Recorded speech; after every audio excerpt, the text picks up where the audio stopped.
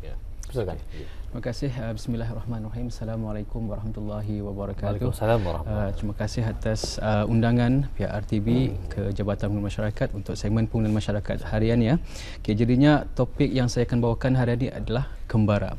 Kembara banyak maksudnya macam yang Tuan cakapkan tadi, pengembaraan ataupun dalam bahasa orang putih travel. Okey, travel ataupun ada lagi bahasa saintifiknya kalau kan dipanggil wanderlust. Wanderlust satu penyakit kroniknya. Kalau itu penyakit kronik, orang ni selalu mengembara, ingin nantinya akan mengembara. Apabila balik ke negara asal, start lagi kan orang cari tiket, cari tempat yang baru kan dilawat, itu inilah suatu namanya wanderlust, dan di Melayukan di sini kembara. Pengembaraan satu riadah, baik masa pendek atau jangka pendek ataupun jangka panjang, persendirian dengan ataupun dengan teman ataupun dengan keluarga, untuk orang saja-saja suka-suka ataupun bisnes ke apa, ianya merupakan satu perjalanan, satu pengembaraan.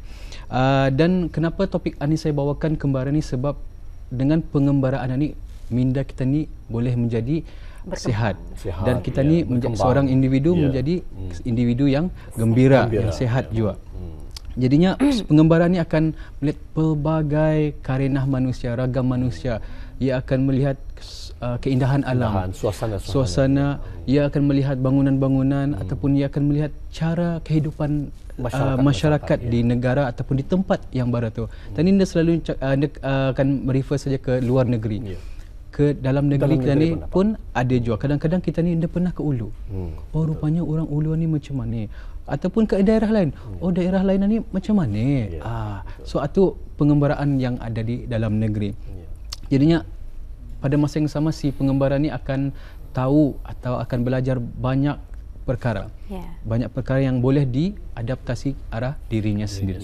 Tadi tetamu kita ada juga menyentuh mengenai dengan pengembaraan ini, dengan aktiviti pengembaraan ini akan pastinya mencetuskan satu rasa kegembiraan dan keseronokan pada si pengembara. Bagaimana ia boleh melahirkan dan menghasilkan rasa kegembiraan ataupun mungkin perubahan kepada seseorang tersebut? Terima kasih. Saya rasa penonton di luar sana pernah orang menghadapi satu situasi.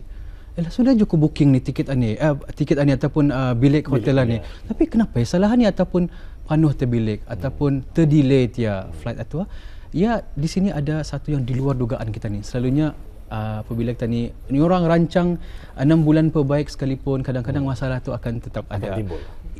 Ima jam sekalipun di tempat itu pun stres juga kita ni kan tu. Jadinya cuma mana kita ni kena dengan dia tu. So itu merupakan satu perkara yang di luar dugaan kita ni. Dan apabila kita ni dapat menanganinya dengan baik, ia akan menaikkan keyakinan diri kita ni, kepercayaan diri kita ni pada masalah-masalah yang akan timbul nanti yang lebih besar ni orang.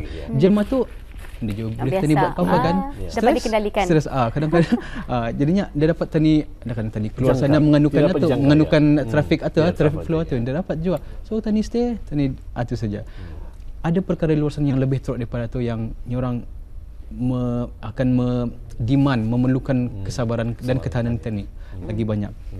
Yang kedua, apabila kita ni bergaul dengan orang tempatan di sana, kadang-kadang sesebuah negeri itu pernah ada sejarah silam.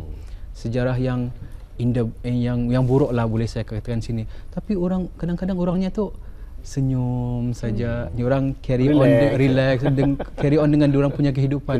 Ataupun kadang-kadang macam di siapa yang pernah di Tanah Haram apa, kita ni bergaul dengan orang tu bercakap Assalamualaikum dengan siapa saja. Itu perlu kita ni mengambil barang yang positif. Kadang-kadang kita ni di sini macam melintas saja. Ini syukur saja kalau melintas. Dia juga anggap saya juga ataupun bahasnya tu. Okey, sudah tu. Kalau macam melirik matang macam tu banyak. Macam bila kenal lah, tapi kalau kita ni ngambil iktibar daripada yang tempat-tempat yang lain, diorang tu friendly. Jadi keramahan, kemesraan diorang tu boleh kita ni ambil, boleh kita ni bawa sini sama orang lain, sama keluarga kita ni dan sebagainya. Jadinya apa yang cara kehidupan orang yang baiklah tempat atau negeri yang kita ni agak tu boleh kita ni ambil secara yang positif. Secara adaptasinya lah. Diadaptasikan. Ya. Yang lagi kadang-kadang kalau kita ni ada kursus ke ataupun mengembara tempat orang, kadang-kadang Batah jus mingguan ya. Nada makan nasi katok lagi sini ni, nada nasi katok nya, nada murtabak telur apanya sini ni nya. Jadi tani rasa rindu. Kalau di negara sendiri kita ni drive kereta sendirilah, okey. Di sana kita ni paksa mengambil public transportation, taxi, atau berjalan juga atau berjalan kaki, bas. Kadang-kadang ada yang orang yang belajar di luar negeri tu kadang-kadang I miss Brunei nya. Brunei senang-senang saja drive sana kemari, semua ada. Sini taksi mahalnya, atau bas ada time-nya lagi and everything apa. So banyak cabarannya juga. Jadinya kita ni merasa rindu dengan orang home sweet home. Home sweet home. Jadinya ia boleh membangkitkan rasa rindu arah tempat asal si pengembara tersebut. Baik. Sebelum kita bercerita lebih lanjut, ada satu pepatah rasanya yang berbunyi hujan emas di negeri orang, hujan batu di negeri sendiri. Saya tidak faham kenapa hujan batu itu lebih baik dan lebih orang terangkat daripada hujan emas secara logikanya. Okay. Kalau kita melihat hujan emas itu berharga. Tapi turunnya di negeri orang. Kita ni di negara sini, bukan negara tempat ni kita kan timpa hujan batu, tapi rasa keselesaan kita ni ada sudah di Brunei ataupun di mana-mana sajalah. So kita ni sudah membesar di sini, kita ni sudah comfortable, selesa dengan rasa sini. Jadinya walaupun apa saja yang datang, kita ni akan sanggup menerimanya. Kalau hujan emas walaupun tapi jauh, tapi emas. Berfikir kita ni sama ada kita ni kan mau ke sana atau itulah suatu peribahasa yang bisa kita anukan tadi. Mungkin masih ada relevannya ya. Masih ada. Ya, menyentuh tentang ke pengembaraan tersebut ya. Bagaimana kalau kita lihat dari segi logiknya ataupun dari segi reality pengembaraan itu sendiri. Sama ada pengembaraan tersebut kadang-kadang ada orang suka mengembara seorang berjalan kaki ataupun menggunakan basikal, menggunakan motor ataupun menggunakan kereta ya. Akan tetapi keseronokan tersebut kadang-kadang berlainan daripada mereka kadang-kadang berkembara sama ada mereka berkumpulan ataupun berkeluarga. Jadi macam mana kalau kedudukan Ketani sendirilah pengembaraan tersebut? Kadang-kadang ini terpulang pada personaliti orang tu. Kadang-kadang ia sendiri ada kebaikannya, ada keburukannya. Kalau macam sekiranya tempat tinggal itu, kalau taruhlah 100 ia seorang tu terpaksa bayar 100. Kalau sekiranya untuk dua orang 120 lah taruhlah, dibagi dua. Lebih ringan. Dibagi tiga, ringan sikit lah kalau di kami pancong tu, pancong tiga. Okey, jadinya itu merupakan ada pro and kontranya di sana. Kalau seorang ia boleh akhir bangun. Kalau sekiranya ia boleh taruhlah pukul 10 bangun baru berjalan sampai ke malam tu ke sana kemari apa. Kalau berjalan sama kawan-kawannya ada yang pasal bertungguan. Kalau satu kepala semua bangun awal atau bangun akhir itu tidak ada masalah. Jadinya itu boleh ada satu isu lah di sana. Tapi kalau kita ni pandai manage, tidak ada masalah. Ataupun kita ni kenal rapat sudah semua orang tu, tahu sudah PL-nya macam mana. Ya ni akhir bangun ni baik aku awal bangun mandi dulu kata. So menunggu ke dia itu ni apa macam itulah. So ni terpulang pada itu. Ada orang suka dengan keluarganya, ia dapat merapatkan, ada ruang masa dengan keluarganya sendiri. Kadang-kadang kita ni di sini ya, bapa kerja, mama kerja, anak-anak ada yang kerja, ada yang sekolah apa, masa kadang-kadang masa di rumah pun masa makan pun lain-lain. Jadinya kadang-kadang si bapa cakap, okey, ambil cuti ni, kita ni kesininya. Macam tu, sama ada luar negeri ataupun dalam negeri lah. Pun orang kalau ke luar negeri vacation tu kalau dalam negeri staycation tu, stay di sini, staycation tu namanya. Ya ke mana-mana kan orang piknik ataupun mengembara je tu, tapi distance-nya damit dan masanya pendek. So itulah. Tapi yang pasti kalau dapat kita di share lah pengembaraan itu tersebutlah. Macam saya sendiri pun pernah bergembara ni menggunakan motosikal sekarang. Lebih seronok rasanya kalau saya menggunakan kereta. Kerana keseronokan kereta tu dengan ekonnya, comfortable-nya, selesanya, tidak ada ingaukan apa itu.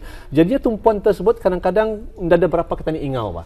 Kadang ada orang sebelah kita ni mengingatkan kita ni, nya ada orang atunya, atau ada kereta apa itu ni. Akan tetapi pengembara menggunakan motosikal ni, you have to be alert all time.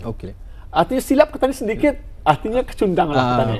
Jadi sebab itu kadang-kadang kalau mengembara ni, kalau kita ni pergi ke satu tempat, saya pernah pergi ke satu tempat yang memang dada dirancang, akan tetapi sudah kita ni melihat kedudukan orang yang tinggal itu macam mana pun susahnya, ia senyum bah. Itu yang paling menarikkan kita ni. Menginspirasi. Anak-anaknya berkumpul, datang apa ini, kemudian makanan durang itu ala kadar, seberapa ala kadar.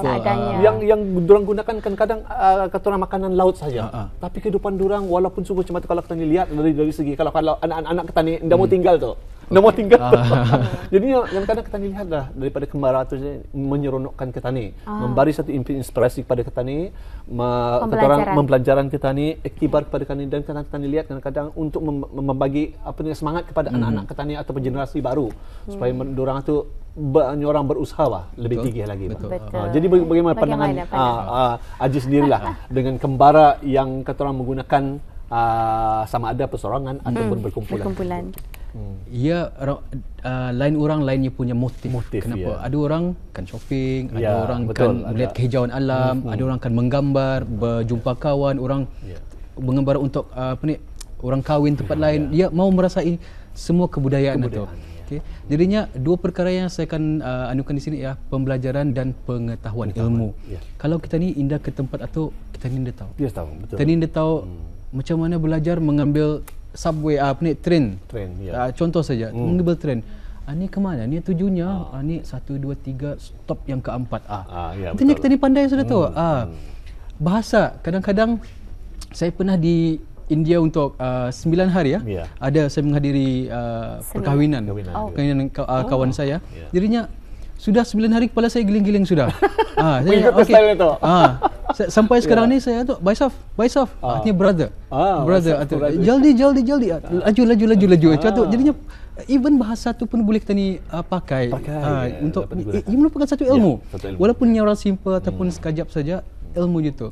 Pengetahuan kita ni macam mana orang di sana tu macam tuan tadi makanannya sangat simple tapi dia orang hidup. Kadang-kadang ada orang macam makanannya orang berjuntrah makanan ni to the point of orang membazir. Anda juga bisa kan tu.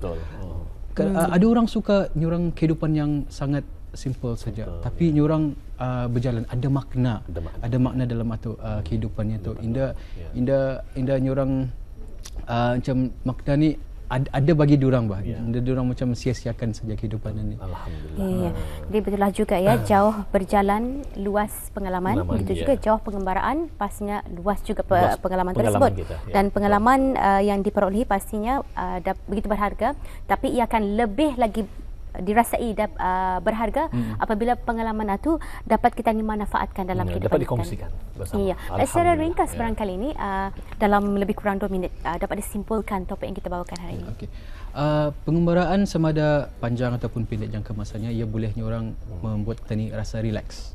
Apabila kita ni ada satu ruang masa baik untuk diri kita ni ataupun dengan keluarga kita ni, dengan kawan-kawan kita ni, ada satu bonding di sana. Jadinya itu membuatkan kita ni berasa relax. Kadang-kadang apabila balik ke negeri asal, kita ni menjadi orang baru. Orang baru apabila kita ni melihat di sekeliling kita ni, sudah kita ni orang merasa menghargai apa yang ada di sekeliling kita ni. Jadinya itu satu relax dan memberikan banyak kemahiran kepada individu tersebut, memberikan orang self keyakinan diri, harga diri yang begitu tinggi yang akan boleh orang menjadikan kita ni lebih gembira.